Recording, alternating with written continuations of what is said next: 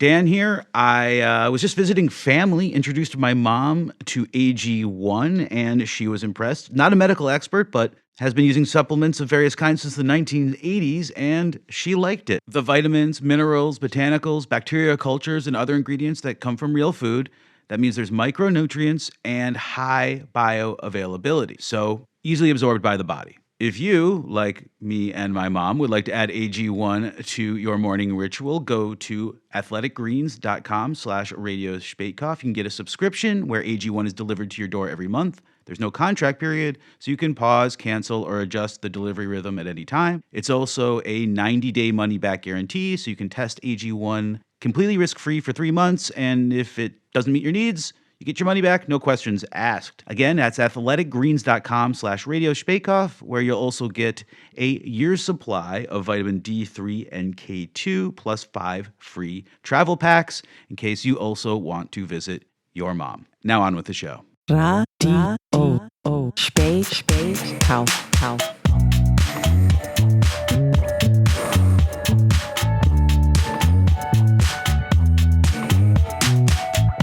Berlin News in English. It's Saturday, April 29th, 2023. This is Radio Spatekoff, Berlin's news podcast. We're recording live at Solina in Mitte. I'm Daniel Stern. And I'm Izzy Choksi. I am Joel Dulroy. And coming up on this show, the Conservatives are in charge of Berlin. The new Christian Democrat mayor Kai Wegner has taken power. What does he plan to do? And was this election necessary or democratic? I'll give you my take. And if the CDU makes you want to say, see you later to Berlin, maybe you could try psychedelics. We talked to Anne Philippi. Sorry, is that right? Anne Philippi, a podcast who is looking into how Berliners are using alternative forms of therapy to get help. And as you just heard, Joel Delroy is back. Welcome back, Joel. How are you and where were you? I was in particular order: Venezuela, Panama, Colombia, Los Angeles, Fiji, Australia, New Zealand, Colombia, Venezuela, and then in Southwest Germany for a week of cultural re-education before I came back here. And I can tell you all about that later. But first, Berliners, we need to have a serious talk. We do? Yes. I go away for 7 months, and I come back. What have you done to Berlin? Yeah, it's a mess. It's a mess. Nothing's changed, Joel. Nothing's changed. You've elected, or you let them elect a CDU mayor. I mean, I haven't even lived in Berlin under the CDU, and I'm not really looking forward to it. We'll be going to more about that later, but... And during the climate referendum, shitloads of people came out to say no to... 2030 target rather than 2045 target for climate neutrality, which I thought was the most insane. Like, why would you get out of bed on a Sunday to say no to something good? The dark forces have been unleashed, and I mean, it's like the worst case scenario. It's like bad movie mom Franziska Giffey has invited bad stepdad Kai to move in, and threatened to send the kids off to military camp. I'm wondering, does Berlin even want me to come back? I've gone for 7 months. I come back to this. I mean, really, what message is he sending? Okay, then you guys let them put the rent up even more while I was gone. Like, it's gone up another 15% in the last year, and that was on top of what we were already suffering. And, when I left, we had all agreed we were going to talk about doing a little bit of expropriation here and there. Do you remember that? Do you remember that talk? That was a thing. Yeah. And what happened? People are sleeping in department store windows to try and find apartments now. I mean, it's gotten even worse. What? Yeah. That's performance art, right? You should hope so, shouldn't you? I'm not done here. Okay. You blew up the aquarium, and you don't even know how you did it. We don't know how that... Like, did you overfeed the fish? No. What they said was, sometimes this happens. They brought in the experts, and they're like, yeah, it broke. Didn't you see the picture of the cleaner, though? Like, clearly getting a bit too close with that Febreze. Oh, it was the cleaner's fault, was it? Yeah, blame the cleaner. I don't know. You kids can't be trusted with the pets. That's all I think. So my welcome back to BER was to land and then wait 1.5 hours for my bag. So thanks for that, BER. I don't even know how that's possible. I was standing at the baggage counter, and the bags were coming out in ones and twos, and we were all just like, how is this even physically possible? You're going to the plane one at a time to collect them? So the staff... Well, they have been on strike forever. Yeah, I'm lucky I got a bag at all, really. So, yeah. On the upside, The travelators are working at BER finally. Congratulations. For Yeah, us. if that helps anyway. I will say there are some positive things to come back for, which namely are my fantastic Radio Spätkauf colleagues who did an amazing job, especially our new members, Anne-Marie Harrison and Sebastian Philipp, who've been writing and editing in the background. They did a spin-off podcast, which we'll talk about more later. And hey, Dan, I've got to say, I loved a few of your rants. You did some really great, well-researched rants. The one on the last show about trailer parks. Oh, Yeah, I was blacked out for the whole thing, so You don't even know what you said. I don't know. I'm glad it went well. I think that might have happened in the edit. It was great. Oh, thank you, Joel. I appreciate that. But the most heartwarming news of all is my colleague here, Izzy, has had a baby, and now you're back for the first time too since pregnancy. Yay! Yeah, they don't want to clap too loud because they might wake the baby up. Yeah, I had a baby about 6 weeks ago, so I haven't actually read any news. I didn't even listen to the last Radio Spätkauf. I'm very, very, very sorry, because I've just been doing the whole, baby thing for 6 whole weeks. So I am basically coming to this with a clean slate. It was too depressing. I just couldn't turn on that news. I went and I did my vote on the 26th of March. That was my first outing after I had the baby, but that was it. So I'm coming at this pretty fresh. So a lot of will happen in this episode, I'm sure. But this is your second Berlin child. Second Berlin child, yeah. What changed between the two in terms of your experiences of motherhood in Berlin? It's so much easier doing it second time round. I think that's my overall impression, because you just know that all the shit stuff is going to eventually turn into amazing stuff. I think that's the point. I mean, Yannick is just a really amazing kid, and I know that Kian's going to get there someday. So even if I have a sleepless night, I'm like, well, one day you're going to be like your super cool brother. So. And did the Berlin services change in between? Did you? No, I did both births in Urban. And yeah, I'm really happy with both births, and I've had amazing midwife help since birth, so I'm really happy with that as well. Top marks for the Berlin. Top marks for Urban. Yeah. Urban Krankenhaus, man. Urban Krankenhaus. I give them 5 stars for their delivery award. They get you in and out. Yeah, it's like the only thing that everyone says about Urban Krankenhaus. Everyone's like, it's so bad for most things, but the birthing stuff is tip top. I've had a good experience, and we've talked about Urban a lot. That place has gotten a lot of good ratings. Can I say about this? This is interesting. I think this is the first time the Radio Spätkauf cast has been made up of more of parents than of single people. You are in a minority. Yes. However, actually, you are in the minority, which I will talk about right in our next segment on Short News.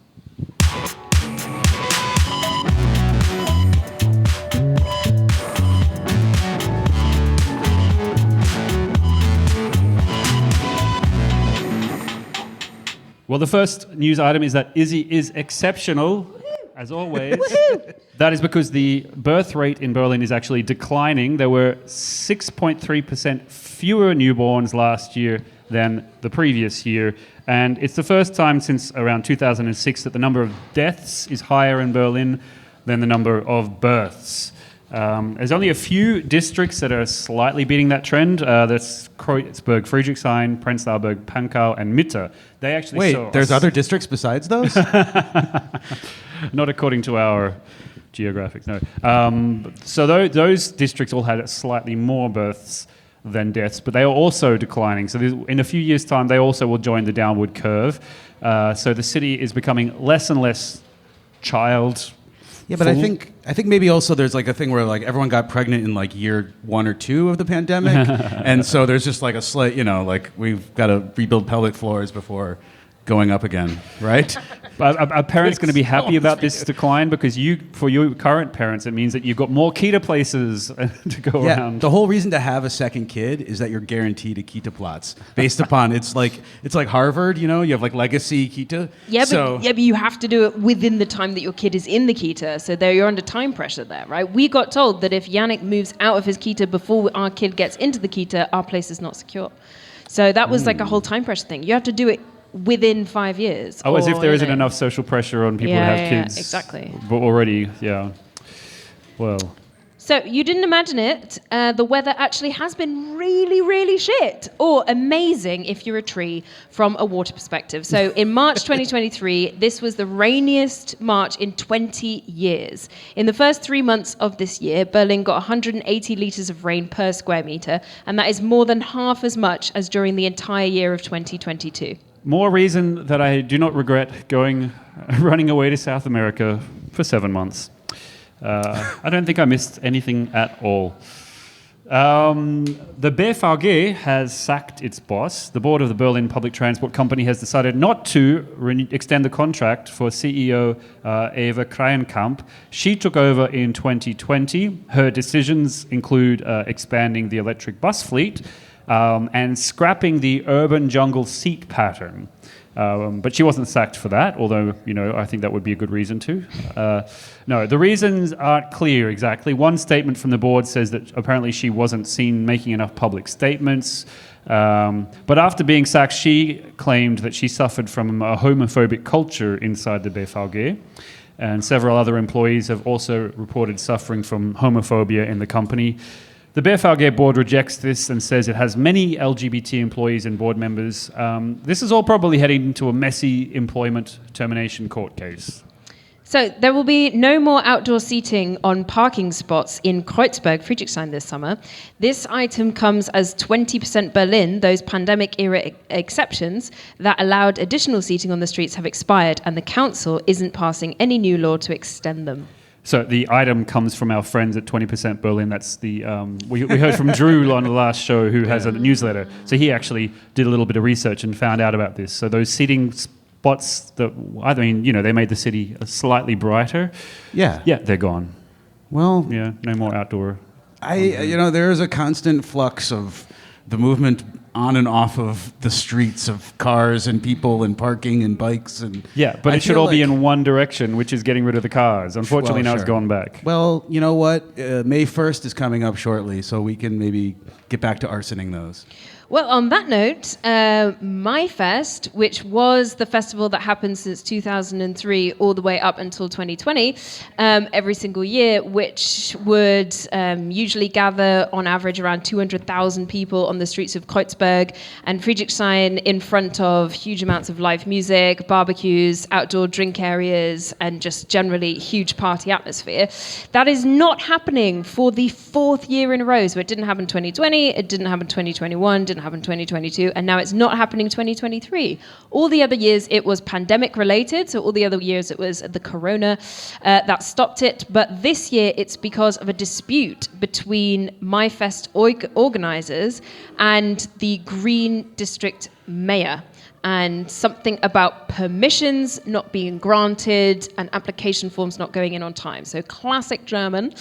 But at the same time, local populations in Kreuzberg are saying now that they want MyFest to come back. They're very, very keen on it. 60% of them say that they enjoy it and they want it back, absolutely. But a lot of people are now saying they want it to be more local-oriented, less commercialized, and also more fixated on the politics of the 1st of May, rather than just drinking and drugs. Well, wasn't it always our conspiracy theory that the MyFest was just a way to edge out independent things and politically oriented and rioting, and that by planning a bunch of concerts and food activities and craft corners, that they were as a way to suppress the traditionalMayfest activities? Yeah, that wasn't a conspiracy theory. That was a stated goal. Yeah. Yes. That was exactly why it existed. So either they've completely eliminated that vein in Berlin's culture. I think so. Or, Well, you can see at 1800 at Bodenstrasse, that's one of the official sort of radical marches, that's where they'll be meeting. So if you want to see if that strain of the politics has died, then I would go there at Bodenstrasse at 1800 on Monday. So they don't have Corona to blame for that anymore. In other post-pandemic news, and maybe a sign that we're putting it all behind us, the Corona Warn app is going to be put to sleep in case anyone's still using it on their phones. By May 30, it will not receive any more updates. So technically, digitally, it's over. Yeah. Oh. I mean, I still have what was the check-in app you used to go to restaurants? Are you still checking in? A year or two, whatever that thing was. I found that on my phone the other day when they were like, "Would you like to delete some unused things to save memory?" I'm like, "I would like to delete some memories." Is that possible? Also on the topic of Schlafmodus, ever wake up from surgery and think to yourself, I feel like they really actually didn't do anything? Well, it turns out you could be right. 2 doctors from Berlin are alleged to have carried out more than 1,000 unnecessary operations over 5 years. Although the patients thought they were getting operations for esophageal disorders like acid reflux and heartburn, they were allegedly put under full anesthesia without any cutting taking place. Their insurance, however, was billed for the full amount of the operation. So basically, a very expensive nap.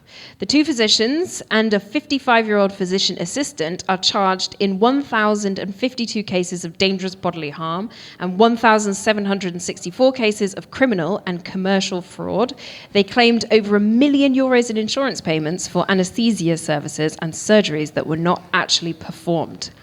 Wow. Yeah, at least they didn't cut off the wrong limb or something. At least they just put the people under and didn't do anything to them. I'm more disappointed how poorly thought out this fraud is. Like, first of all, you could just not put them under, right? You can just run their card. They're not gonna care one way or the other. Second of all, just give a kickback to the people who are willing to participate in your fraud, and then you're never gonna get caught. Do you think there are people who would willingly just go under anesthesia for the hell of it? You don't have to go under the anesthesia. Okay. You just have to bill the insurance company. This is the unnecessary and dangerous step. I got to say, that sometimes I think I could use a decent sleep. Maybe I'd sign up. I don't know. Have you tried melatonin?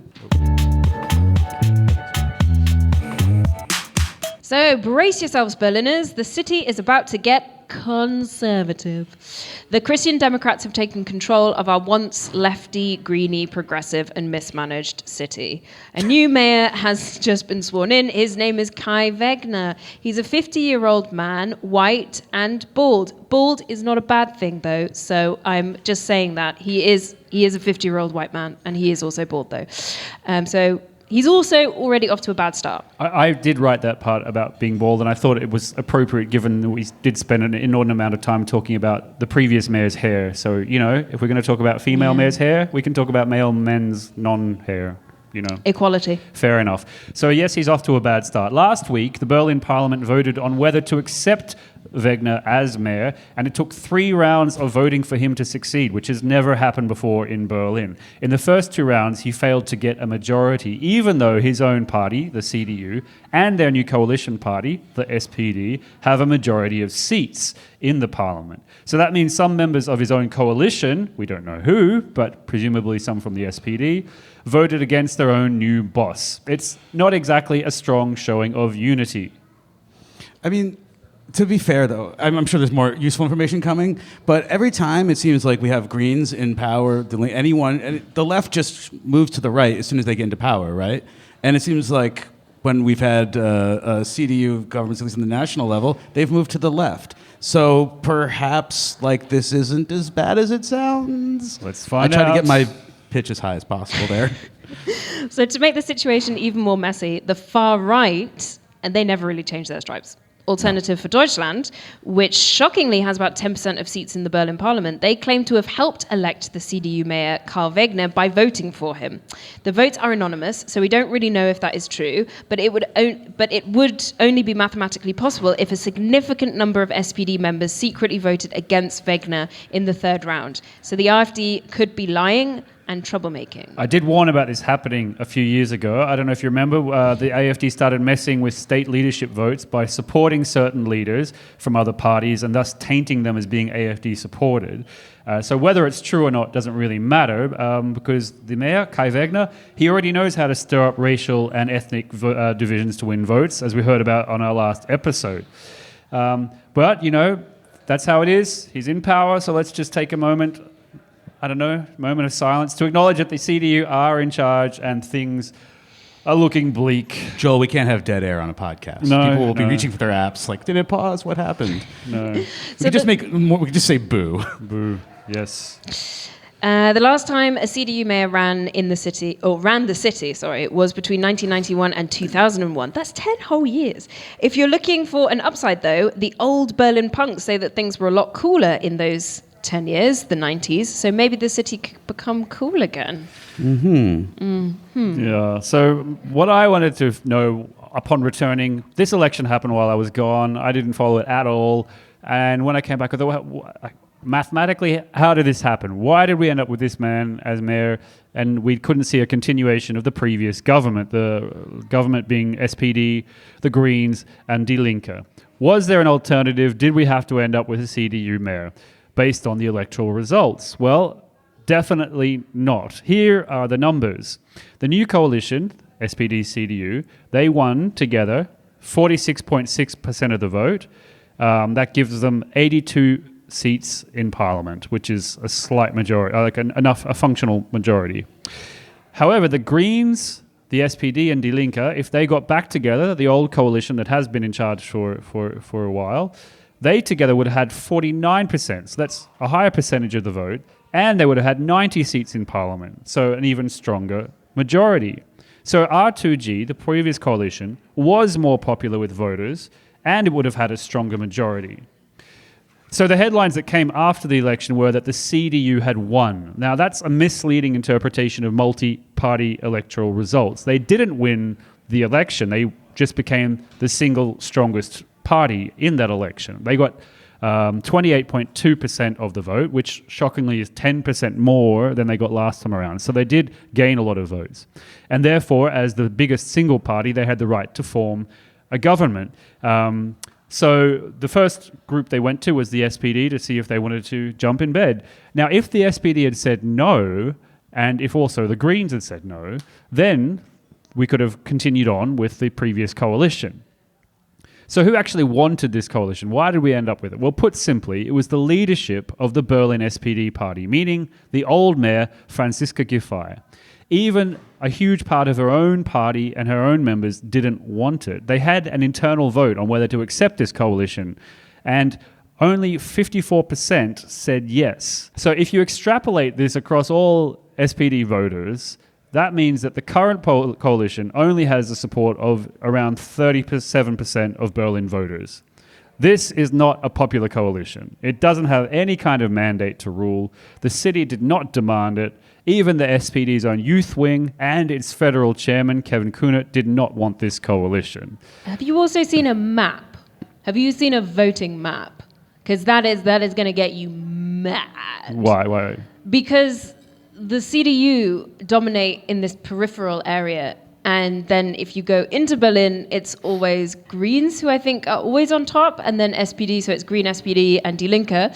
And Die Linke have a couple of districts where they're on top as well. But it's literally this ring around of black and blue, and it's this it's like they're giving us like these black eyes and bruised limbs, and yeah, it's pretty brutal. Like, so the peripheral areas of Berlin are now kind of ruling over the center, and I think that's what's problematic. And yeah, obviously you're talking about the SPD leadership. They're the ones who really got us into this mess.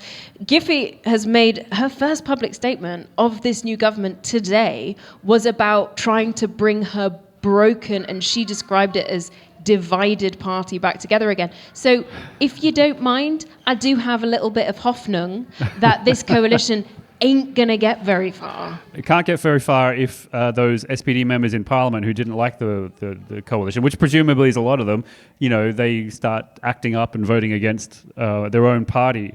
But you wouldn't guess that there were any problems if you look at the photos of the SPD and CDU leaders as they're signing their little coalition agreements in the past few weeks. Franziska Giffey looks absolutely thrilled to have demoted herself from mayor to being just a minister, and for giving her party secondary status. Why did she do it? Like, what is her motivation? Well, here's what the motivation might have been. At the election, the SPD got 18% of the vote. That's exactly the same as the Green Party. In fact, the SPD were only 52 single votes ahead of the Greens. So, they were really, really neck and neck. The CDU, however, as I said earlier, got 28%. So the SPD with 18% gets together with the CDU at 28%. There's a big difference there. But in the coalition agreement, both parties are getting control of 5 Senatsverwaltung, or ministries. So essentially what's going on here is that the SPD has agreed to give up being mayor and to stay in power in order to keep control of a higher number of ministries. Had they gotten back together with the Greens and the Linke, they probably would have had to give up a few ministries, and it might have been even questionable about whether Giffey would have been mayor. They would have had a wrestling match over who gets to be mayor. So essentially, the SPD's made a calculation here. They said if we get together with the CDU, we'll keep control of more ministries, we'll keep a bigger budget, we'll have more influence than we would if we went back to get together with the old party, even though they're now underneath the reign of the SPD, the CDU. So we're suffering from Giffey's desperate desire to cling on to an ever-diminishing fraction of power and control instead of doing what the voters wanted, as demonstrated by the electoral outcome, which was a continuation of the red-red-green coalition. So I'm just wondering, what does Franziska Giffey think her purpose in politics is? Is it to serve the expressed will of the voters? Because clearly not. She's only interested in hanging into power at all costs, in any role possible. And she's also shown that she's also in the wrong party, and that the SPD and the CDU are basically the same party anyway, which we kind of knew, so no big surprise there. Holy moly. Yeah. And this is a man who has been away for 7 months, and you just managed to do a very good digest of the last 6 weeks of politics. I have been in this city for less than 48 hours. That's incredible. And most of it has been spent Can that get a hat? reading. I'm sorry, can that get a hat? Reading newspaper headlines and court records. Also, I just want to, on a less intellectually high note, so breastfeeding is really boring, if anyone's ever done it. So I was listening at the beginning to a lot of Harry Potter, a lot. And I just realized, and I think maybe other people have done this as well, Franziska Giffey, Dolores Umbridge. No? Basically the same person. Same fucking character. I barely know who either of those people are. Okay. I'd also like to say that while Joel's breakdown sounded really smart, all he really concluded was that a politician was hungry for power over the will of the people, which I feel like maybe he could have rolled out of South America with that information. So what is this coalition actually going to do? According to their coalition agreement and their previous statements, here are a few big changes coming.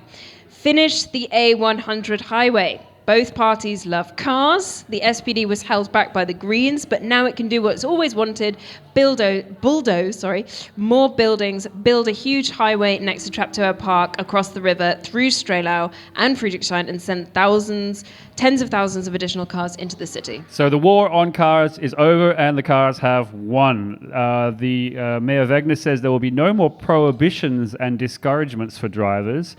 Instead, he would rather just encourage them to give up their cars by making public transport schedules more frequent. Now, the previous government was already doing that. The local €29 ticket is going to remain. The previous government was going to do that too. One thing Wegner is not doing, though, is banning scooters. That's despite it being a policy that could win votes. A survey found that 4 out of 5 respondents want them to be banned, like they have been in Paris. But Mayor Wegner isn't in favour. Why not? Probably because they're like little cars, which he loves. Also, they're kind of convenient. I mean, when you're not tripping over them and you're late to a gig and you want to show up all sweaty and And you're a teenager. And yeah, or an immature middle-aged man. I feel like I'm definitely on team. I say I hate scooters, but I gotta I feel like I mean when I'm riding them, I make sure to look like I hate it.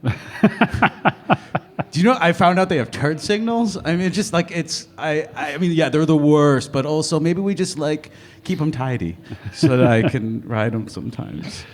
The new coalition is also going to have tougher security because the CDU always loves police. They're going to be boosted with better technology. I don't know what that means. Yeah, military-grade weapons. I don't know. Yeah, it was a Cyborg RoboCop situation. Yeah. But his first photo op today was with a bunch of police shaking hands. So Yep. I thought that was setting us up for 5 years of that. So then there's housing. Mr. Wegner wants more of it. Well, don't we all?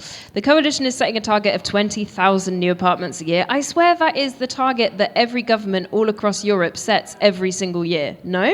Yeah, it's exactly the same target as the last government set, yeah. And it's also, 5,000 of that 20,000 will be social or low-cost housing. Yeah. But, it's exactly the same as the last government. The Wegner also wants state-owned housing companies to buy and build existing apartments. Now, that's interesting. I would not have expected a CDU man would want the public sector to buy apartments from the open market. Now, that's what the previous government was doing, if you remember. They were using money to go back and try and buy back existing flats. So, great. At least that's not going to stop. But it's not exactly clear yet how the CDU plans to get more housing or build more housing. It will be just as constrained, if not more so, by the real estate market, which has made land more expensive in the meantime, and rising interest rates, which will make borrowing money more expensive to be able to buy and build more things, and rising inflation, which has made everything more expensive, including the building costs. So I don't exactly see how they're going to achieve this. Well, I'm sure it's whatever money used to build the A100. That doesn't matter. So just print it.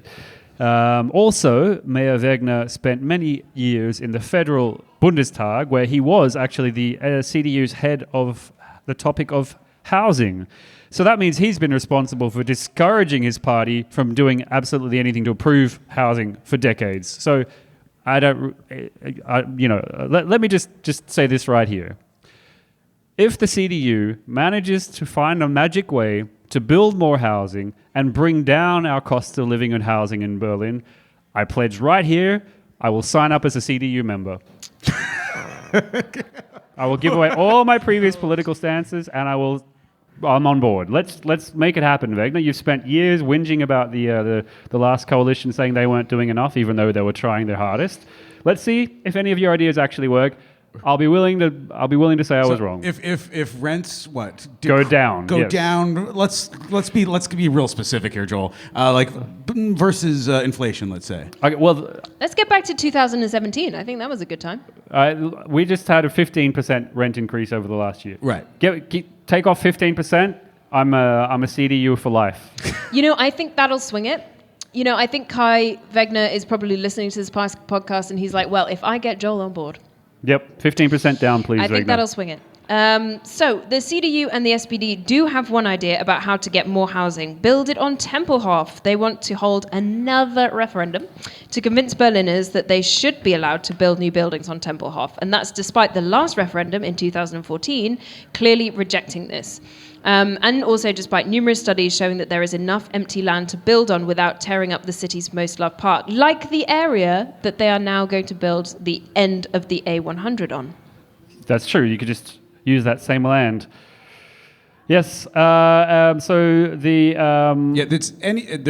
constantly ideas floated about where we could build, what could we convert into housing, and that's just not the issue. It is just about the will to do it, and and finding the timber and finding the money. Yep. I mean, just find the money. There's plenty of space to build. The location is not the issue. It never has been. Very true, Dan.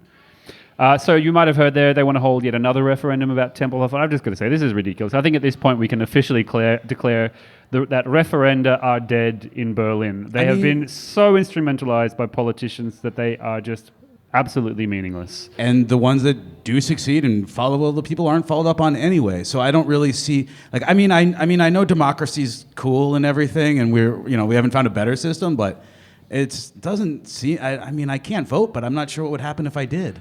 Yeah, it's a joke. There's just no point in even pretending. It's just performative, and it's disappointing. And in fact, if anything, I think it's harmful to democracy to promise to people that they have an opportunity to have an influence, and then just to so clearly disregard it and undermine it and just utilize it to do whatever the hell you want anyway. On the other hand... Thank you. So we needed an on the other hand there. What I think referendum do actually do, even though, I come from a country where it would be great if a certain referendum would have been ignored and chosen to be seen as advisory, which it fucking was. But no, I think what referendum actually do is they distill ideas amongst a certain political group, and they create kind of a policy framework that then has this political backing. We know that 1 million people voted for Enteignen, right? We know that there is a policy swell, there is a movement swell behind Enteignen. We know that, and we know that if political parties actually campaign on that, then there is a likelihood or there's a possibility that they could actually mobilize 1 million people to vote for them. So we know that as people now, because we have this Enteignen vote. So I think that there is a reason that referendum exists, and referendum are actually really, really good at creating sort of policy swells or swells of enthusiasm behind certain policies. So I will say that. But yes, they are advisory a lot of the time. Apart from when they're not. The climate referendum would have actually been law. They would have had to adopt it the very next day, and it would have been law that we would have been climate neutral by 2030. And as we heard on our last episode, this referendum which was advanced by a group that was calling for Berlin to introduce really strong, really strict climate policies that would have made Berlin climate neutral much faster than the current almost non-existing plan. That was unfortunately rejected at the last referendum. The campaign failed to get the quorum, the number of people required to make it even a legitimate vote. And on top of that, 400,000 people turned up to vote against it. Can I just say, you are all idiots. Because, I mean, not only because you voted against the way that I would have voted. Fair to idiots. No, it's not. But if you show up to vote in a referendum, you are helping the side that is promoting that referendum because you are helping to create quorum. They need to attract... They needed 620,000 yes votes. Right. They actually needed 620,000 yes votes. But on top of that, they needed a specific number of Berliners to show up to vote at all. So by just showing up and voting no, you are helping the other side create quorum. You're helping them show... If you disagree with an issue in a referendum, the smartest thing you can do is just not vote at all, because then you are diminishing the overall number of votes, and you're making it less likely that they reach quorum. Right. If you show up and vote, you never know. You could accidentally help the other side by helping them reach quorum, and if they're not a significant number of yes people show up against you, then you've just shot yourself in the foot. So anyway, there we go. Joel, I like to say you're complaining about this city like someone who hasn't left it in a decade. That's not worn off at all. I'm just trying to figure out whether I should stick around, that's all. So there is only one positive outcome. More shade, Kai Wegner, more shade. One positive outcome of this election. Do you know what it is? What? No more Mayor Franziska Giffey. Dolores Umbridge. Yes, no more Harry Potter character. Now, I remember being on the show and reading the political obituaries of Mayor Klaus Wowereit, followed by Mayor Michael Müller. And I didn't have much good to say about them either, but in comparison, I thought, it couldn't get any worse. I have learnt that there is always a new low. Now, Franziska Giffey led her party to its worst Berlin result ever. She got the lowest approval rating ever from even within her own party. She did nothing effective or memorable while in office. And here's the bad news. She wants to run again in 2026, which is the year of the next scheduled election. So now the SPD gets a chance to show us whether all of their whinging and whining in opposition was meaningful, whether they have any better ideas, and whether they can do a better job. Or the price of housing goes down and CDU takes over and with gets one new member. I think other podcast hosts would also go in on that.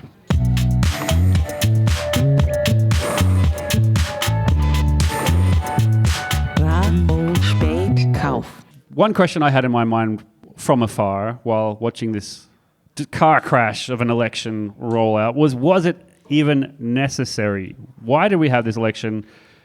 As you might know, it was a repeated election. So I spent my morning reading long and complicated texts of court decisions to figure this out. Because let me tell you, I do not think so. In fact, I might go so far as to call this a stolen election.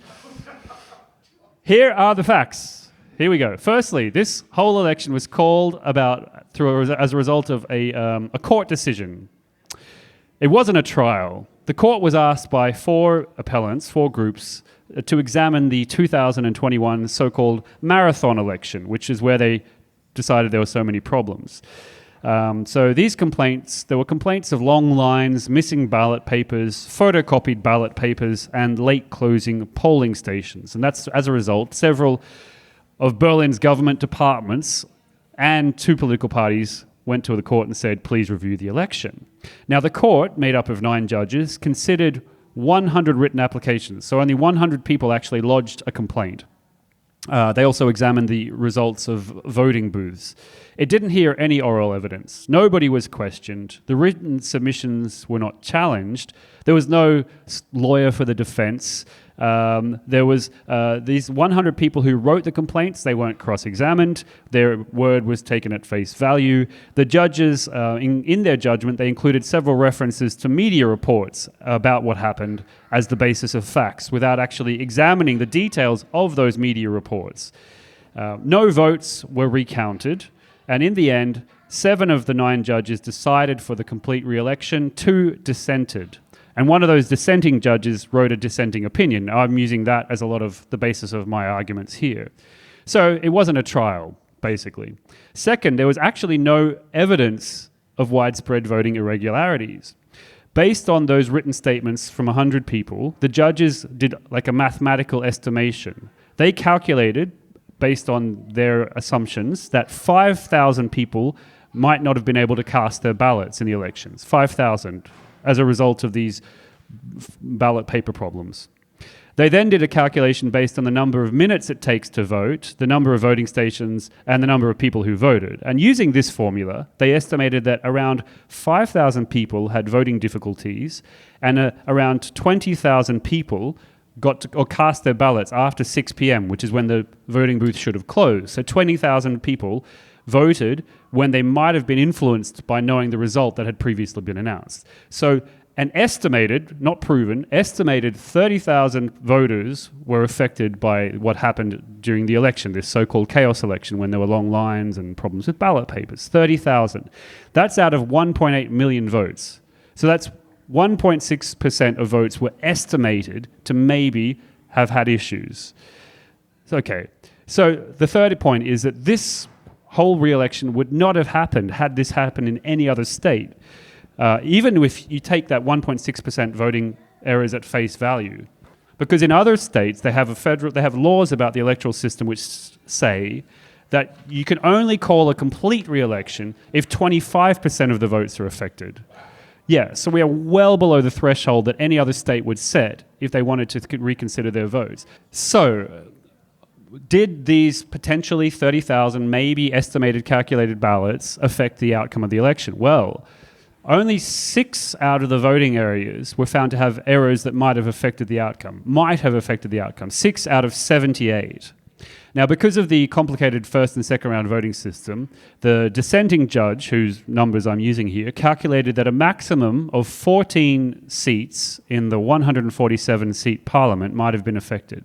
So that's 9% of the seats in Parliament might have been affected and maybe should have been recontested. But the judges decided to throw out the entire election and call it again. So basically, this entire case, this entire election was thrown out on the basis of a couple of judges doing a sort of mathematical calculation based on 100 complaints, if you want to go back to it, and no actual proven voting errors. So, and it cost 39 million euros to rerun the election. So, was it justified? I don't think so. Was it worth it? Definitely not. And now we're stuck with the CDU until 2026.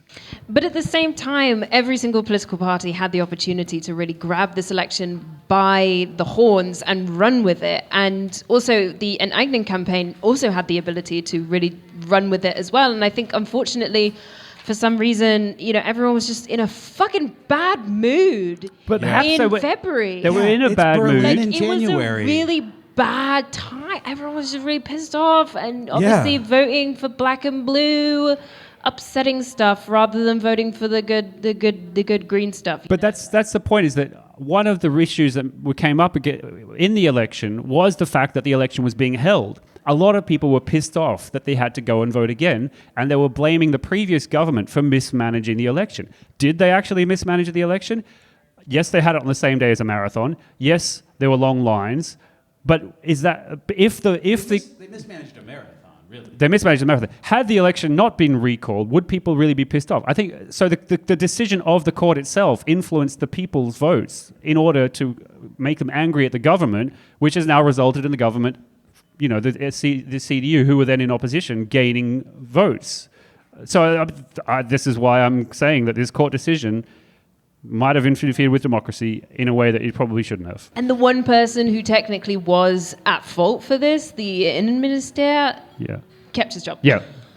So, I mean, that's Yeah. pretty ironic. Okay, yeah. are we done with I'm politics? done. We're done with politics. We're done with politics. We're done. I like with this, but politics. I'm not done. I like the narrative of where Joel Dolroy is going with this. Like he's like, Okay. maybe I'll vote CDU. Was the election stolen? Maybe I'll move to South. Like I feel like this is like a turning point where in a couple of years you're like you got your own cranky podcast of like seeing conspiracy theories. Like it's always just a couple steps to lizard people.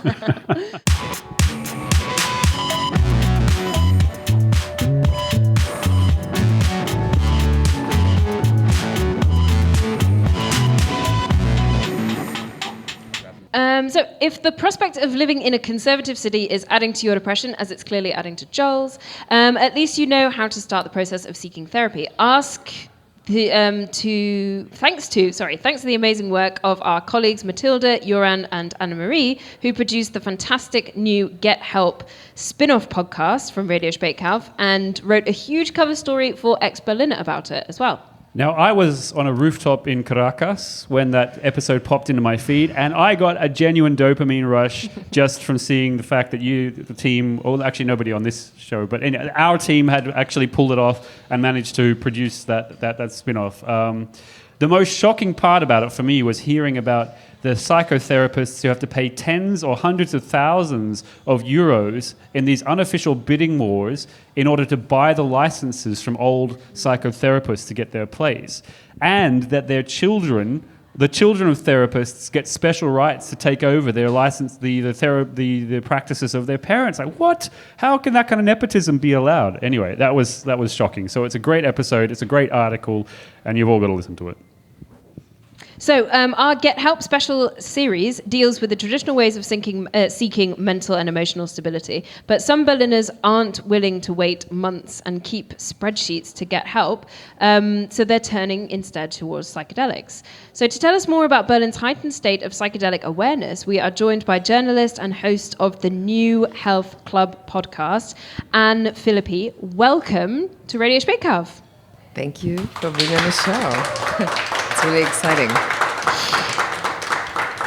So, can you explain a little bit about the New Health Club and what it covers for our listeners? Yeah, so I mean, first of all, thank you for inviting me, because I kind of invited myself to your show because I thought it's actually a good idea to talk about this on the show, about this really topic that I had exactly experienced by myself when I read the story. It reminded me of a lot of moments. So yeah, and I started the podcast in 2020, like I think 2 months before the first lockdown, like one of the many lockdowns. And it was at a moment when, let's say, a new wave or or renaissance, you could say, of psychedelics was becoming to be really visible. There were new therapists, scientists, researcher, and also like clinical trials starting to happen that actually were inquiring like about the substances that are used in therapy, that will be used in therapy. And some of them are already in clinical trials. Others you can, let's say, for example, with magic truffles, you can go to the Netherlands and do like a high dose of truffle experience.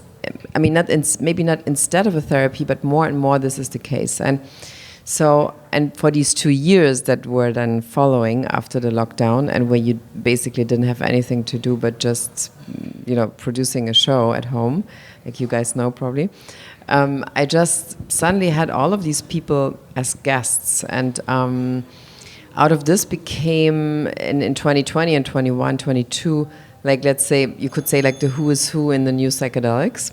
And one of these guys was also one of the scientists and researchers at Charité Berlin, who was heading the first psilocybin trial at Charité, which actually compares classic antidepressants versus a psilocybin therapy. I think you said something in 2021 in an article where you thought that 2021 would be the year of psilocybin because of this work that was going on at the Charité. So could you expand a little bit on that? And did 2021 turn out to be the year of psilocybin, as you predicted? Well, I mean, what happened in 2021, first of all, was that a lot of people from Berlin approached me after listening to the podcast and inquiring about microdosing. Because like the first year, everybody pulled themselves together, but 21 was then, okay, I can't take it anymore kind of year. And a lot of people were like, mostly like people with high-end jobs where you thought, okay, they probably have 20 nannies and everything, like have a good income, but mostly those people were actually approaching us saying like, I can't function anymore. Where should I do microdosing? Would you recommend that? And if so, where would I actually get mushrooms from? Which, I mean, you can order them in the Netherlands. Technically, just to have said it, it's still illegal to receive them here. But I was really fascinated how many people got in touch because of this topic. And so in 21 was the first, in a couple of clinical trials all over the world, also Johns Hopkins in Maryland, the first kind of results in terms of how magic mushrooms could actually help us tremendously to fight a very, very huge mental health crisis and global mental health crisis. I'm a little confused. Why does it matter that they have good jobs? Well, it was interesting because I've always thought people who have a lot of money for kind of to spend in their daily life, that they would have a lot of support, like just hire nannies or like other people to do things that that overwhelm them. Right. So, but especially those people were saying that they realized that it's not necessarily about having support; it's just about their own mental health. Suddenly, because it seems to me like a lot of things that are sort of, especially within the world of drugs that are decided were illicit in the West, stay illicit, and people who use and distribute them get punished until it becomes fashionable for people with 20 nannies to do it. That's what goes on with weed. That's what's going on with this. Mm-hmm. So things that have been indigenous medicine, once rich white people decide they're okay, then all of a sudden you've got startups pushing them. It seems to me like that's, while a positive change, a little bit of an insidious thing to repeat, as we did with weed. Yeah, that's exactly the main question in this whole new industry, let's say. But it's not a new industry, is it? Well, as an industry, it is new. I mean, it's newly recognized by the Western moneyed world. It's not. It's before. There's no new processes being invented. Before it wasn't an industry. It was like in the 60s when Timothy Leary basically was trying to do the Harvard study and then had to close it down because he gave LSD to his kind of students, and then that was it. And Richard Nixon criminalized everything. But also we know now, and there actually as proof of concept, that Nixon also criminalized cannabis and other substances to promote racism, kind of in terms of the black community, for example. So, and this was actually like for the last, I don't know, like when I think it was 75. So, and then until 2016, this was still kind of the situation that people, when they heard about psychedelics or cannabis, they would think, oh, it's this black drug dealer that I've seen in the movie, so and so. This is how this works. So, right. But now, in terms of many things affecting this new development, one of them is, in America, opioid crisis is through the roof. Here also, the numbers are rising. Then you can't get therapists. I mean, that's how I started to think about it when I read the story. And even if you can get a therapist, a lot of people just say, well, it's not really working for me anymore. And more younger people, let's say, would say, well, I'm not going to wait for 20 years until I might have some day with a therapist where I have some insight. So. Can you tell us about this trial that's going on right here in Berlin at the Charité Hospital? Exactly. What's happening there? So I think at the meantime there are 4 clinical trials. The first one that's still running. That's actually phase 2C almost, which means it's almost ready to go. The first one was psilocybin compared to SSRIs. The second one is MDMA for depression, together with MAPS. It's a really big organization from America, like promoting the legalization of MDMA therapy, which pretty 99% sure will happen in June this year. And then there's the first 5-MeO DMT study. That's a very fast-acting psychedelic, and they do this for a British company called Small Pharma. And I think there's another one going, like also with psilocybin. So the Charité is kind of fast forward with this a little bit. And is that unusual in the world? I mean, these trials are going on, but is Berlin like one of just a few places where these trials are really concentrated? I mean, like Johns Hopkins in Maryland was the first one. Then Harvard and Yale had done ketamine studies, Yale especially.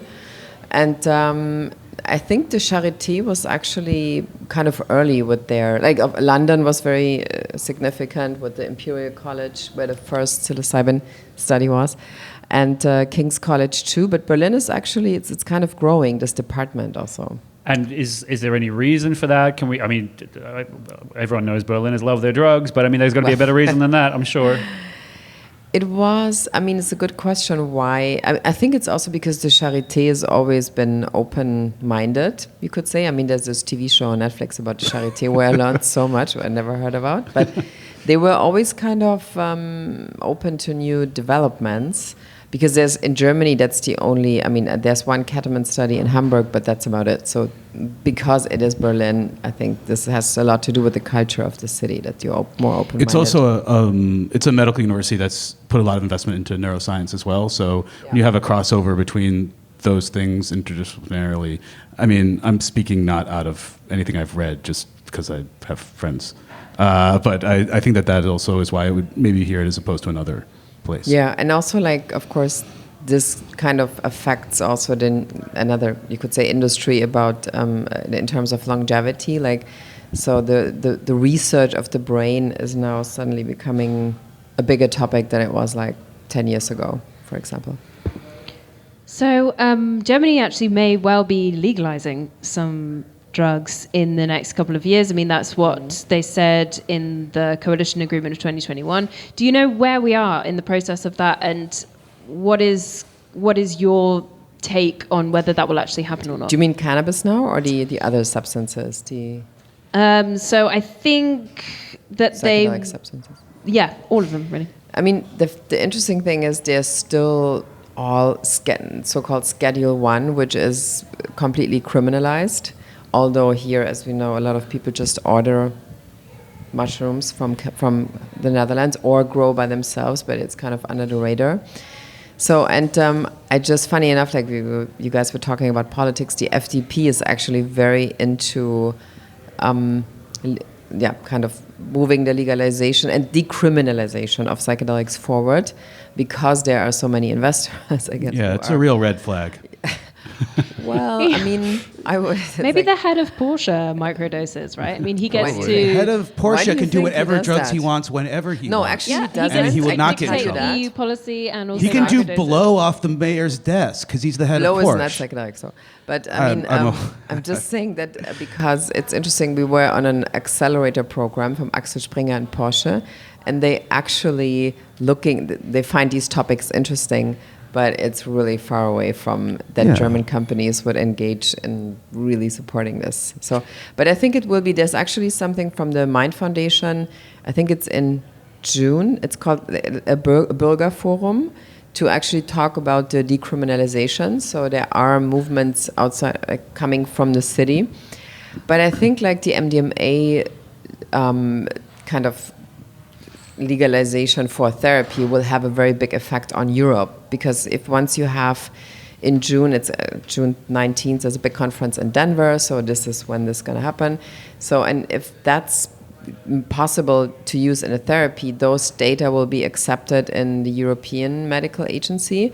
So I think this will move a lot of things forward, and maybe we have the situation where you can do MDMA-assisted therapy earlier than mushroom therapy, because it's like a PTSD treatment also. So post-traumatic stress disorder. So all the people who've been taking this all along are going to go, "Hey, we told you so. You've all Well, I mean, the interesting thing is, and we quickly talked about this, that some people approaching me asking for like, where can I go? Where can I go do retreats? So there was just one guy, and he went to Berghain, and he just happened to get some very good MDMA. And he was like, well, I have an ADHD diagnosis. And after taking these MDMA things at Berghain, he said he felt really better the next weeks. But he didn't know that he got diagnosed very late with ADHD, so he kind of accidentally ran into good MDMA, which made him feel less his ADHD pressure. So there are actually like anecdotal knowledge, but a lot from nightlife, you could say, where people say, well, I didn't drink alcohol, but I took psychedelics and I felt actually really good the next day. Same with ketamine, which is very popular at Berghain. Yeah, too. there's a fair amount of evidence saying that MDMA will make you feel better. Well, but it's both not anecdotal only, and it's not only feel better, it's just also that there's, first of all, the MDMA has the problem that your serotonin falls down for a couple of days, so some people feel actually are rather depressed after taking Eat those oranges. Yeah, exactly. But I mean, it is interesting that you hear more like stories from people who didn't drink alcohol when they went out with somebody, but they were like, okay, then we took ketamine or we took mushrooms, and they didn't feel like shit the next day. So that's kind of what people with that kind of knowledge, sometimes they approach us saying, well, I think I want to do this in a professional settings because I have the feeling this kind of is good for me. So I guess what's exciting is that right now, with all of these studies going on, we're going from anecdotal nightlife evidence to actually clinical evidence and showing like how it can actually be used in therapeutics. So is there anything that you would suggest people look out for in the next couple of months in Berlin that you're especially excited about? In terms of psychedelics, you mean? In terms of like studies or I mean, there reports is in the last week of August, the first week of September, if you're not at Burning Man. Then, if you're here, then there's the big psychedelic conference called Insight from the Mind Foundation, which is this year going to be a much bigger conference with international scientists and researchers. So, and I think you can just buy tickets, and now you can go into physical spaces again. You don't have to go online. So, and that's going to be super interesting because I think it's actually happening in Charité often, like in one of the bigger places there. So this is something, if you're really interested in this would be the place you should go, because all the international kind of names are having their talks. And in these conversations you're part of, is there a discussion of undoing the injustices that have been perpetrated under racist laws, under ill-informed laws? Is there any discussion of that? Is there any discussion of how to include people who you say weren't in an industry but were in an industry, just an illegal one, as you guys begin to funnel money into this? There's a huge discussion, and there are also more and more people kind of coming to the forefront who become kind of more known also for this discussion. One of the, I mean, I think the best or the most interesting guy so far with this is Dr. Carl Hart. Maybe you heard about him. He's a black neuroscientist from Columbia University, and he wrote a book, Drug Use for Grown-Ups, where he really talks about him going out with his college friends, doing drugs and alcohol, and people were, oh, the black guy does cocaine, sure. And but the other two guys were like, oh, whatever, it's just fun guys, right? From I don't know, like New York City and something. So okay. His book it came out in like, I think 2 years ago. He was one of the first people kind of talking about his own war on drugs experience, being a neuroscientist also. Being a neuroscientist who was policed. Well, I mean, yeah. And also, like, at the moment, the only one at Columbia. So, and then, of course, there's a lot of conversations around indigenous peoples who don't make a buck on all these ayahuasca people coming into South America. Right. And there are some companies who have, like, a reciprocity program, but so they would give back to South American places where you could do ayahuasca, but it's still not enough. But overall, if people are interested in this topic and interested more in this whole process of psychedelics becoming part of therapy, then where can they find you? Well, the podcast is called The New Health Club. It's on Spotify and Apple. But I just want to say this, that let's say magic mushroom, in the Netherlands they're called magic truffles because of legal reasons, therapy is already possible. So, I mean, in Germany it's like, nothing is really possible yet. Yeah.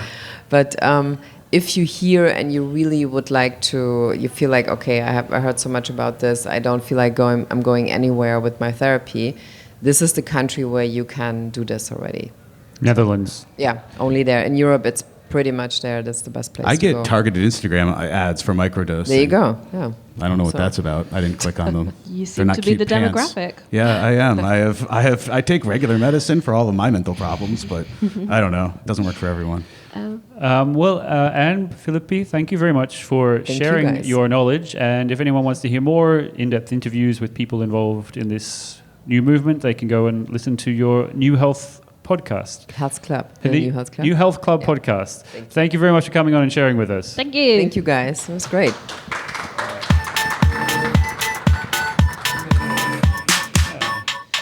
So that's the end of our scripted content. I think we should also say thank you to all of our donors, our steady supporters who every month make a contribution. Thank you very much for helping keep the show alive. Those donations are very much appreciated, paying for all our equipment and online hosting and all the invisible things that you don't see. So please contribute to the show if you don't already. And you can do that by just going to our website and hitting the button that says support or something like that. I Yeah. haven't checked it in a while. I actually totally broke the website while you were gone, Joel. Some synonym of support. If you go in there and the banner's like the size of your entire screen, that's on me. We'll fix that soon. We'll get on with that. Any plugs? Yeah, we do these recordings every Saturday here at Selena, mostly Saturdays, and we've got some other upcoming sort of podcast live events, as well as meetups and workshops all through Podfest Berlin, and you can come see me do comedy if you want on Tuesdays up in Punkau, however that's pronounced, and also I feel like I was kind of a dick to our last guest, so I'll just put that out there too. You can apologize later if you feel the need. I got a plug. I want to plug. So me and Anna-Marie, she's not just busy doing the Get Help podcast, she's also busy making a podcast with me as well. So it's another spin-off from Radio Speakhouse. We are doing a 4-part series on the German climate movement, and that should be coming out hopefully in the next month. I'm just hearing about this now. This is awesome. You guys are doing another spin-off. Oh, we're doing another spin-off. You guys have been so busy. Yeah. So all the stuff What's your that you- spin-off, Dan? What's that? What's My your spin-off is just maintain. I'm okay. Yeah. Well, that's the end of that statement. Sorry. Izzy, what can we expect and when? Okay, so this spin-off is going to be about the German climate movement. So we're going to go into the history of the German climate movement, sort of back to the early 2000s. Where did it all start? And then obviously we're going to be doing a lot of focus on letzte Generation and how they've been affecting the city of Berlin, why they've been doing the things that they do, what are their motivations. We've got some really fantastic interviews already recorded from brilliant people who work in the climate movement and have done loads of work in the last 20 years, but also a few people from Letzte Generation and FFF, Fridays for Future. So look forward to that. That is coming out hopefully in the next month. All right. To add to like just to plug this a little further, what's really nice is you guys are in these interviews getting past the sound bites and the opinions into like painting a picture of people that we for the most part see as just like glued to various infrastructure. And it's very cool. And also that one guy that was a great interview that I introduced. Because he fancied you. He was complimentary like, of my looks. Dan's so sexy. And Dan was like, oh my God. It wasn't that overt. I love him. Well, I have a plug and a kind of spin-off. Well, not really, but so I have been away for 7 months, as you might have noticed. What? Yeah. I have been in mostly Venezuela, but also Caracas. Caracas. But also my home country, Australia. I went there to see my family for the first time in 5 years. Thank you, Corona. And I have been filming the entire way. I'm a video journalist as well, and I have so many videos that I don't know what to do with. So I will be releasing them, drip feeding them out on my YouTube channel. So please, if you want to see what I've been up to, you can go to my YouTube channel. It's just my name, Joel Dalroy, and YouTube. And also I've been putting up little videos on Instagram as well. And you can follow all of what I've been doing there. One of the series I've been working on is about public transport around the world, because I'm obsessed with the U-Bahn and the S-Bahn. Can't get enough. And I just figured I'm just going to expand that across the entire world and just be interested in every kind of form of public transport. And so I've been filming little series examining the public transport systems in different cities. The first one was in Brisbane, Australia, where they are building what's called a trackless tram. What? And if you want to know what that is, you can go and watch a video I made all about it. I then did another one in Caracas in Venezuela, which, according to some people, it has the worst U-Bahn or metro system in the world. I used it and I was like, man, this isn't really that bad. Have you seen the heroin junkies in down in Hermannstrasse? Like yeah. And I will say that at least the BFLG has times telling you when the U-Bahn will come. You could often wait on the platform in Caracas for half an hour without a train showing up. But at least you're not sitting next to junkies. I don't know. What's the trade-off there? I like a little bit of both. You like a bit of both, right? Yeah. So anyway, I've been analyzing public transport systems all over the world and making videos about them. So you can find out all about that on my YouTube channel. So please go ahead and subscribe to that. Thank you so much, audience, for your patience. You've all been sitting there so calmly listening to us. And thank you again to our guest, Anne Philippi. And we'll be back with more Radio Speckhouse in about a month's time. Yay. Ciao. Radio Speckhouse.